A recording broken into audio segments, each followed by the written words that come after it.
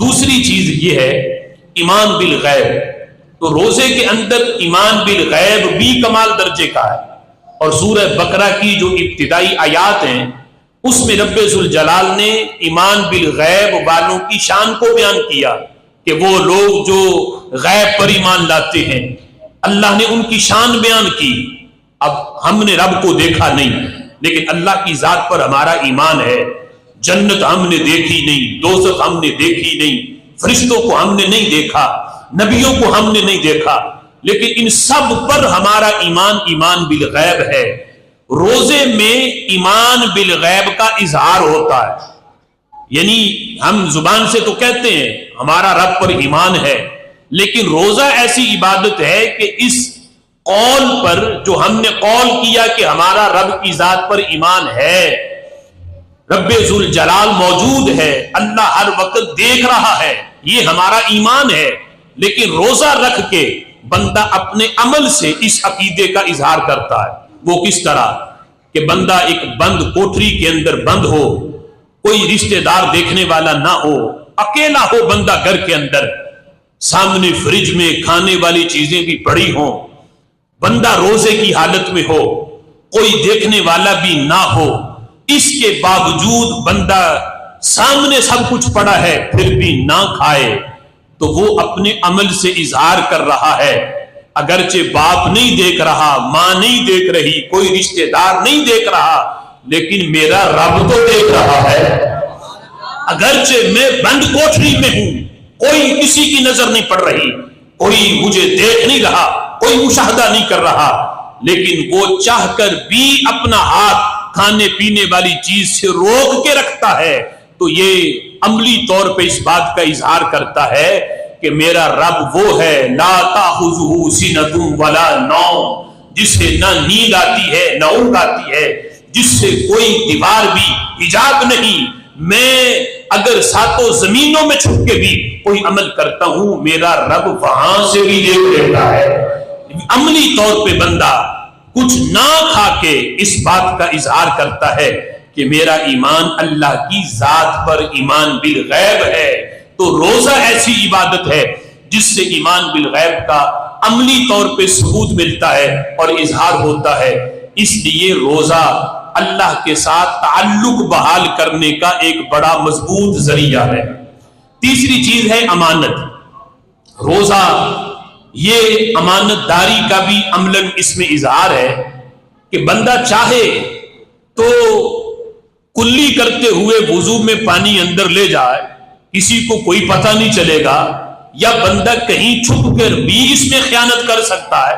لوگ سمجھیں گے کہ بندہ روزے میں ہے، لیکن وہ چاہے تو خیانت کر سکتا ہے.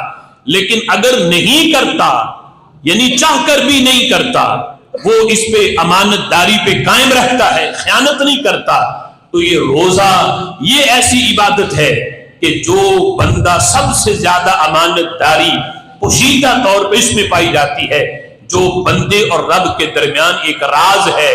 اس لیے تو رسول اللہ صلی اللہ تعالی علیہ وسلم ارشاد فرماتے ہیں، اور وہ حدیث قدسی بھی ہے، حضرت ابو ہریرہ رضی اللہ تعالی عنہ سے روایت ہے، اللہ فرماتا ہے کلو عمل ابن آدم کا ہر عمل جو بھی وہ کرتا ہے، اللہ فرماتا ہے یضاعف، اس کو بڑھا کے اجر دیا جاتا ہے.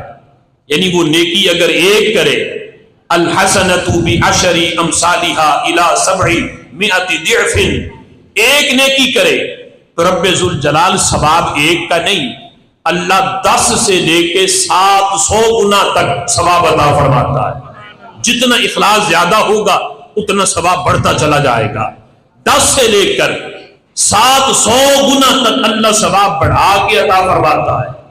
لیکن ہر عمل پہ ثواب اتنا ملتا ہے، لیکن جب باری آئی روزے کی تو اللہ فرماتا ہے الا الصوم، روزے کا یہ ثواب نہیں ہے کہ ایک روزہ رکھے تو 10 سے لے کے میں 700 گنا تک ثواب دوں، نہیں.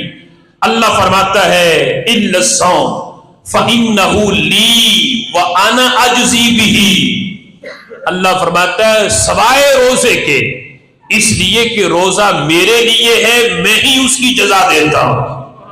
روزہ میرے لیے ہے، میں ہی اس کی جزا دیتا ہوں۔